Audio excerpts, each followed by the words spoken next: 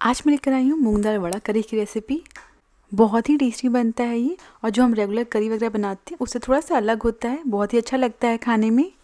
तो चलिए इसे बनाना शुरू करते हैं। एक बोल में आधा कप मूंग दाल ले लेंगे। अब इस मूंग दाल में पानी डाल देंगे और इसे अच्छे से 2 से 3 बार वॉश कर लेंगे। इसे 2 से 3 बार पानी से अच्छे से वॉश कर लेंगे ताकि जिसमें डस्ट वगैरह हो वो निकल जाए। अच्छे से वॉश करने के बाद अब इसमें पानी डाल देंगे। अब इसे हम 4 घंटे के लिए पानी भिगोकर रख देंगे। कम समय हो तो आप इसे 1 से 1.5 घंटे के लिए गुनगुने पानी भिगो कर रख सकते हैं। 4 घंटे बाद दाल अच्छे से फूल गई है। अब इसका एकदम निकाल कर चेक करेंगे ना तो ये आराम से टूट जाएगा। अब इस दाल का सारा पानी छान लेंगे। सारे पानी को अच्छे से छन्नी से छान के अलग कर लीजिएगा, जिससे जो मूंग दाल का पेस्ट है ना बिल्कुल बढ़िया गाढ़ा पिसेगा। अब इस मूंग दाल को ग्राइंडर जार में डाल देंगे। इसमें से 1 चम्मच मूंग दाल को हम अलग निकाल कर रख लेंगे। इसे हम बाद में ऐड करेंगे। मूंग दाल के पकौड़े में ये बहुत ही अच्छा क्रंची और क्रिस्पी फ्लेवर देगा। अब इस बचे हुए मूंग दाल में 2 हरी मिर्च और 1 इंच अदरक डाल देंगे। अब इसमें 1-2 चम्मच पानी ऐड करके इसका बिल्कुल बारीक पेस्ट पीस लेंगे। ये देखिए मूंग दाल अच्छे से पिस गया है। इसे इस तरीके का हल्का गाढ़ा रखिएगा। पीसते समय कम से कम पानी का इस्तेमाल करिएगा ताकि घोल गाढ़ा रहे। अगर यह पेस्ट फिर भी थोड़ा पतला हो जाए तो आप इसमें थोड़ा चावल का आटा या फिर बेसन ऐड कर सकते हैं। अब इस मूंग दाल के पेस्ट को एक बोल में निकाल लेंगे। अब इसमें कुछ मसाले ऐड करेंगे। सबसे पहले जाएगा स्वाद अनुसार नमक, 1/4 चम्मच हल्दी, आधा चम्मच लाल मिर्च पाउडर, आधा चम्मच धनिया पाउडर, 1/4 चम्मच गरम मसाला, 1/4 चम्मच भुना जीरा पाउडर ऐड करेंगे। जो हमने 1 चम्मच दाल अलग निकाल कर रखी थी ना, वो भी इसमें इसी में ऐड कर देंगे। इसके साथ ही में इसमें जाएगा 1 बारीक कटा हुआ प्याज और बारीक कटी हुई धनिया की पत्ती। अब इन सभी को अच्छे से मिक्स कर लेंगे। अगर आप पकौड़ों को कम स्पाइसी बनाना चाहते हैं तो मसाले की मात्रा को या तो थोड़ा कम कर दें या फिर कुछ मसालों को स्किप कर दें। सारे मसाले अच्छे से मिक्स हो गए। अब इनसे पकौड़े बना लेते हैं। थोड़ा सा मिक्सचर लेकर इस तरीके से ऑयल में डाल देंगे। ऑयल में डालते इससे हल्के हल्के बबल्स बनना शुरू हो गए हैं, इसका मतलब ऑयल बिल्कुल सही गर्म है। अब इसमें एक एक करके जितने पकौड़े की जगह होगी उतने पकौड़े डाल देंगे।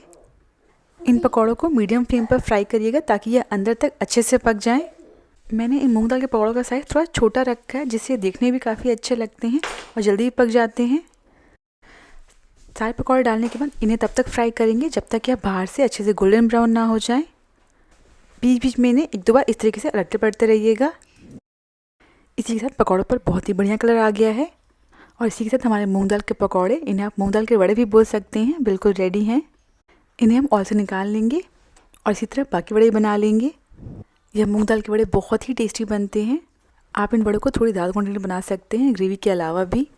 तो हमारे वड़े बिल्कुल रेडी। अब ग्रेवी बना लेते हैं। एक कढ़ाई में 2 से 3 चम्मच ऑयल ले लेंगे। जब ऑयल गर्म हो जाएगा तब इसमें 1 तेज पत्ता, 2 लौंग, 5 काली मिर्च, 1 हरी इलायची और 1 छोटा चम्मच जीरा डाल देंगे। अब इन्हें एक बार चला लेंगे ताकि इनका फ्लेवर ऑयल में अच्छे से समा जाए। ध्यान रखिएगा गैस की फ्लेम को मीडियम रखिएगा, ये मसाले जले ना। अब इसमें 2 बारीक कटा हुआ प्याज ऐड करेंगे। इसे हम तब तक पकाएंगे जब तक ये जो प्याज है ना ये हल्के ब्राउन ना हो जाए। प्याज को बीच बीच में चलाते रहिएगा। जब तक प्याज भुन रहे हैं तब तक हम बाकी चीज़ रेडी कर लेते हैं। एक ग्राइंडर जार में 8 से 9 लहसुन डाल देंगे, 2 इंच अदरक और 3 हरी मिर्च डाल देंगे। हरी मिर्च की मात्रा अपने हिसाब से ज़्यादा कम कर लें। अब इन सभी को हम दरदरा पीस लेंगे। सारी चीज़ें अच्छे से पिस गई हैं। मैंने इसे पीसते समय बिल्कुल भी पानी का इस्तेमाल नहीं किया है। थोड़ा दरदरा रखने की वजह से ना इनका टेस्ट सब्ज़ी में काफ़ी अच्छा आता है, जिससे जो सब्ज़ी का टेस्ट है वो और बढ़ जाता है। बाकी आप चाहें तो इन्हें दरदरा पीसने के बजाय इनका पेस्ट भी बना सकते हैं। अब इन्हें हम एक बोल में निकाल लेंगे और सेम ग्राइंडर जार में 2 रफ चॉप किए टमाटर डाल देंगे और इन्हें भी अच्छे से पीस लेंगे। जब भी आप किसी ग्रेवी में टमाटर डालते हैं कोशिश करिएगा लाल टमाटर लीजिएगा पके हुए, तो ज़्यादा अच्छा टेस्ट आता है ग्रेवी का। टमाटर को भी बिल्कुल फाइन पेस्ट पीस लेंगे और इसी के साथ टमाटर भी अच्छे से पिस गया है। अब प्याज को चेक कर लेते हैं। प्याज भी हल्के ब्राउन हो चुके हैं। इन्हें एक बार चला लेंगे। अब इसमें जो हमने अदरक लहसुन मिर्च दरदरा पीसा था ना उसे ऐड कर देंगे और इसे भी प्याज के साथ 1-2 मिनट के लिए अच्छे से भून लेंगे। आप देख सकते हैं कि यह मिक्सचर काफ़ी ज़्यादा ड्राई हो गया है। इस समय गैस की फ्लेम को लो कर दीजिएगा ताकि बाकी चीज़ें जले ना।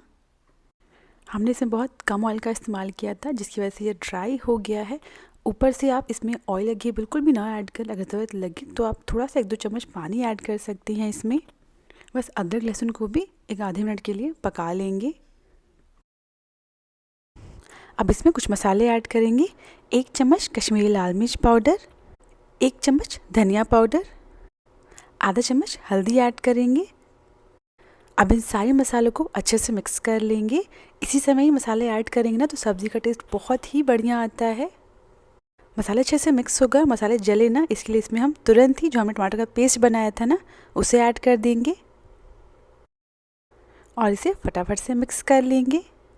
वापस से गैस की फ्लेम को मीडियम कर दीजिएगा। अब इस टमाटर को तब तक पकाएंगे जब तक ये जो टमाटर हैं ये हल्के ड्राई हो जाएं और ऑयल रिलीज़ कर दें।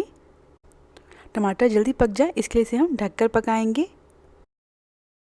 और इसी के साथ टमाटर अच्छे से पक गया है, इसे एक बार चला लेंगे। आप देख सकते हैं ये मिक्सचर है काफ़ी ज़्यादा ड्राई हो गया है। ढकने के बाद भी बीच बीच में एक दो बार ज़रूर चलाते रहिएगा। अब जैसी आपको ग्रेवी चाहिए उस हिसाब से इसमें पानी ऐड करेंगे। अभी मैंने इसमें आधा कप पानी ऐड किया है, इसे अच्छे से मिक्स कर लेंगे। पानी अच्छे से मिक्स हो गया। अभी भी जो ग्रेवी काफ़ी ज़्यादा गाढ़ी है, सो मैं इसमें 1 कप पानी और ऐड कर रही हूँ। आप अपने हिसाब से आपको जैसी ग्रेवी चाहिए आप उतना पानी ऐड कर लें। इसे भी अच्छे से मिक्स कर लेंगे और मिक्स करने के बाद इस ग्रेवी को 5 मिनट के लिए ढककर पकने देंगे। 5 मिनट बाद ढक्कन हटा देंगे, इसे एक बार चला लेंगे। हमारी जो ग्रेवी है बिल्कुल बढ़िया से पक गई है। मैंने इस ग्रेवी को हल्का सा पतला रखा है जिसकी वजह से इसका टेस्ट बहुत ही बढ़िया आता है। आप चाहें तो गाढ़ा भी रख सकते हैं इस ग्रेवी को। अब इस ग्रेवी में जो हमने मूंग दाल के पकौड़े बनाए थे उन्हें डाल देंगे। आधे पकौड़े ख़त्म हो गए तो जो बचे हुए पकौड़े हैं उन्हें हम ग्रेवी में डाल देंगे। इनके साथ ही में इसमें स्वादानुसार नमक डाल देंगे। एक बार इसे अच्छे से चला लेंगे और चलाने के बाद इसे मीडियम फ्लेम पर बिना ढके हुए 2 मिनट के लिए पकने देंगे। अब इसमें कटी हुई धनिया की पत्ती डाल देंगे और इसी के साथ हमारी मूंग दाल वड़ा करी बिल्कुल रेडी है। बहुत ही टेस्टी बनते हैं ये। इसे आप सिंपली रोटी या पराठे के साथ सर्व कर सकते हैं। बहुत ही टेस्टी बनता है ये। और रेगुलर जो हम सब्जियां बनाते हैं, पनीर करी बनाते हैं, उससे थोड़ा सा अलग टेस्ट होता है, काफ़ी अच्छा लगता है। अगर आपको रेसिपी पसंद आई हो तो प्लीज़ मेरे चैनल को सब्सक्राइब करना ना भूलें।